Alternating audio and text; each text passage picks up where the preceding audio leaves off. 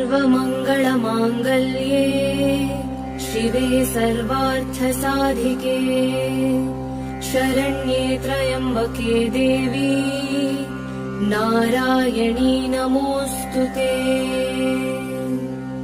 अस्य श्रीललिता सहस्रनाम स्तोत्रमाला मन्त्रस्य वशिन्यादिवाग्देवता ऋषयः अनुष्टुप् छन्दः श्रीललिता परमेश्वरी देवता श्रीमद्वाग्भवकूटेति बीजम् मध्यकूटेति शक्तिः शक्तिकूटेति कीलकम् श्रीललिता महात्रिपुरसुन्दरी प्रसादसिद्धिद्वारा चिन्तितफलावाप्त्यर्थे जपे विनियोगः।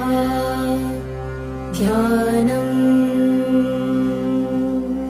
सिन्दूरारुणविग्रहाम् त्रिनयनाम् माणिक्यम्